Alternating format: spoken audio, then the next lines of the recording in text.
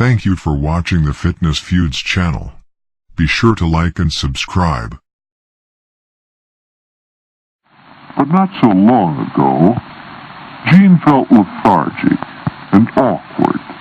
And feeling awkward, well, let's see what happens.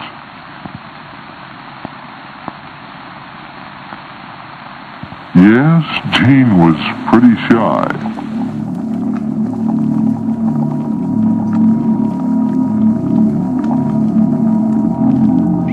For the last few years, we have been discussing the dangers and dark side to a sport that is portrayed as healthy and beautiful.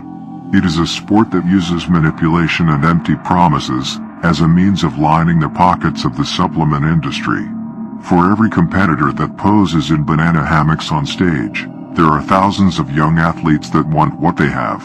And even if they have to go underground to achieve their goal, they are still just as knowledgeless as the general public. Even the anabolic handbooks and dirty dieting newsletters of my day failed to mention the complete truth. There is much more to this story than just acne and gyno.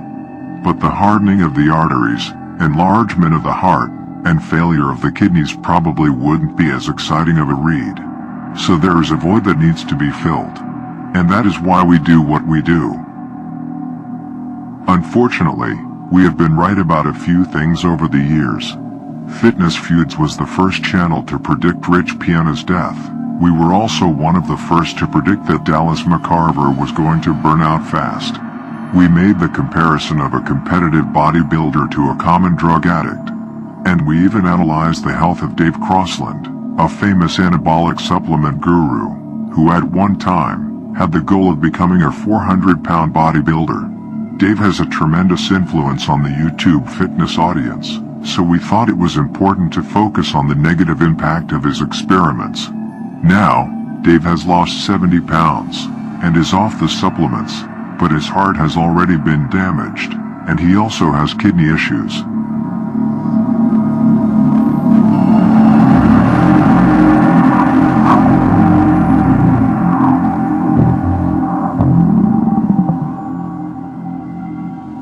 Presented myself at A&E. Their initial thoughts were that I had a PE, a pulmonary embolism, basically a blood clot on my lung. One of my bloods had a raised marker. They checked me for a heart attack, that was fine. Blood pressure was a little bit on the high side, but otherwise all good.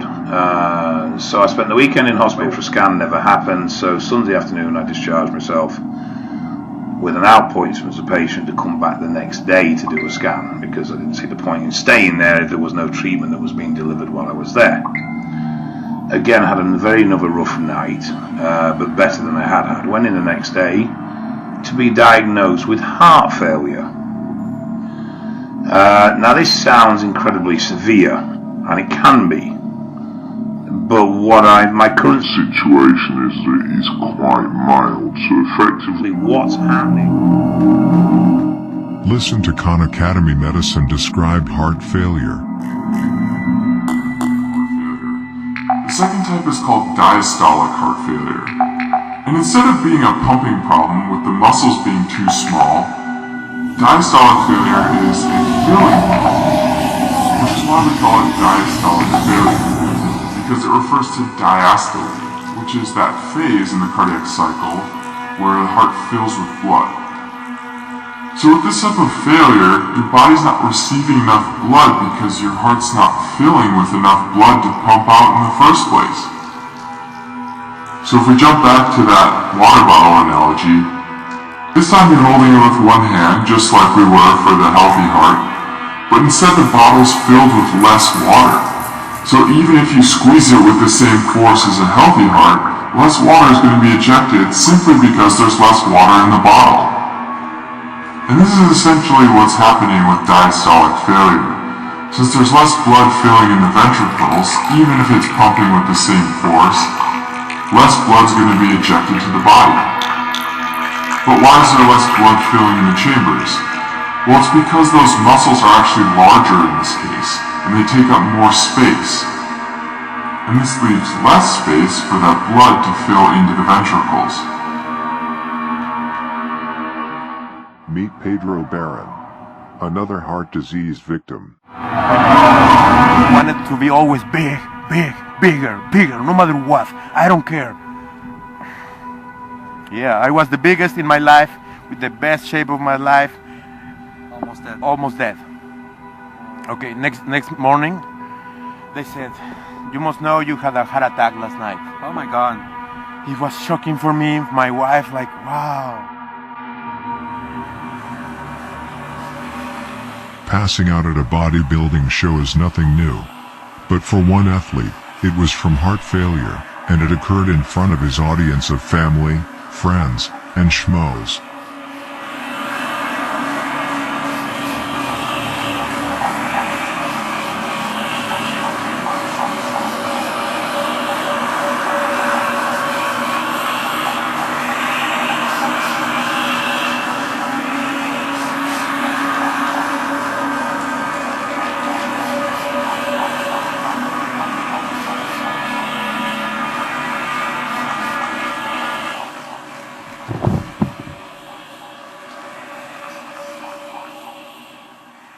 Wow.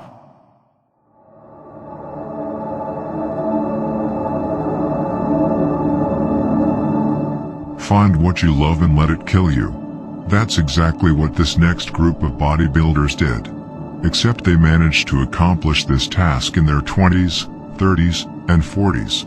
A famous bodybuilding author once said, "If roids were so dangerous, where are all of the bodies?"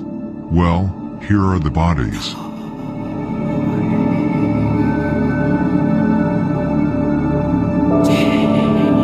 I'm all carved up. I had Reese's peanut butter cups.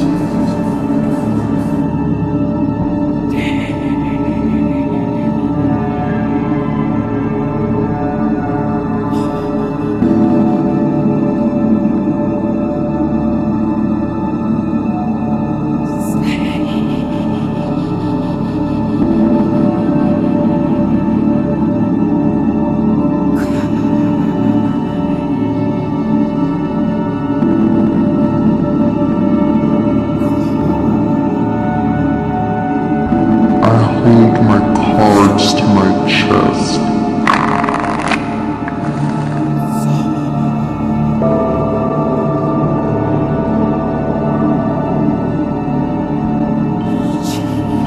Si è sentita male, no? Che si è addormentata.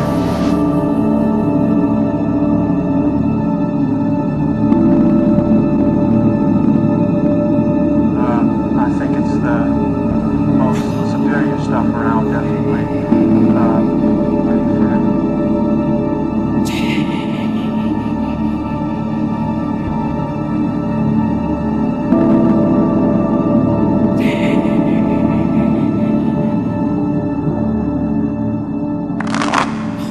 I laid my life on the line, so expect nothing less from you.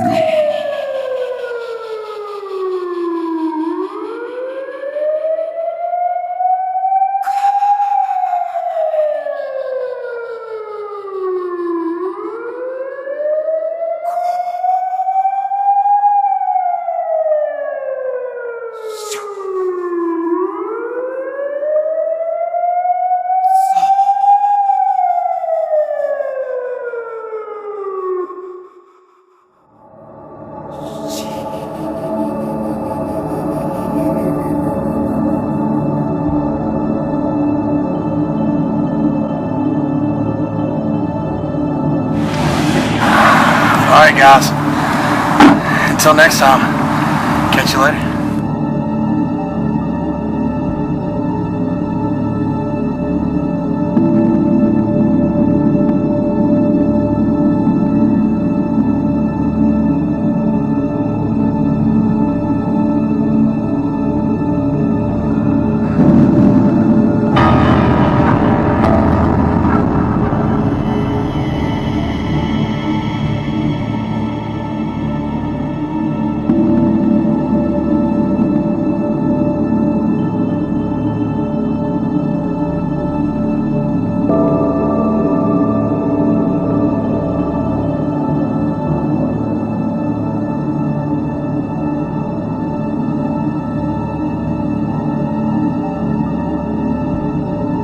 guys better just keep your distance because we have so much intensity going. We're gonna shut it.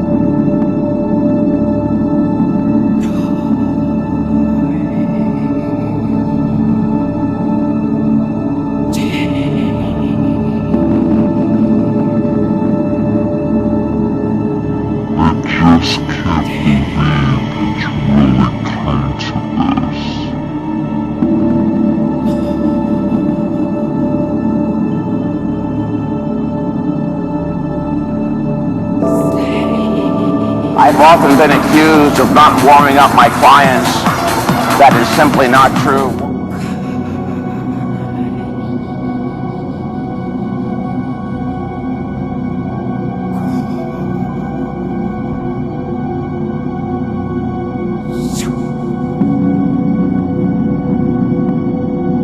You know, within the next 10 years, you're going to see a few more guys have problems.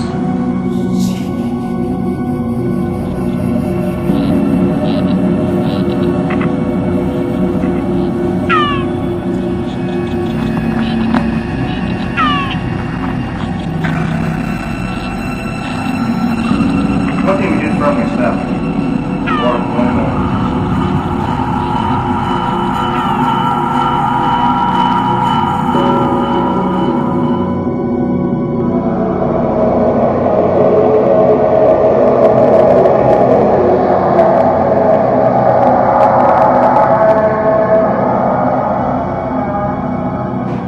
Right, babe?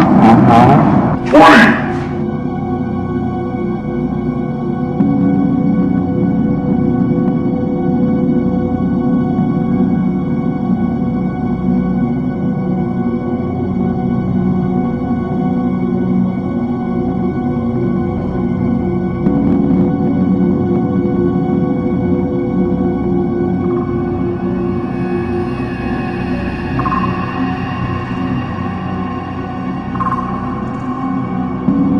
I eat the same thing, whatever always tell me that's what I do.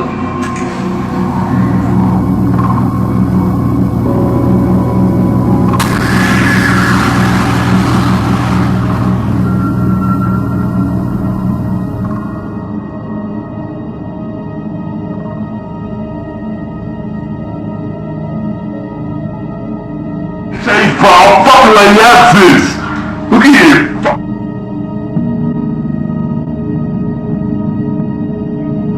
That's marketing. It's just bullshit. They want you to buy the products and use it non-stop and go through 20 bottles every few months.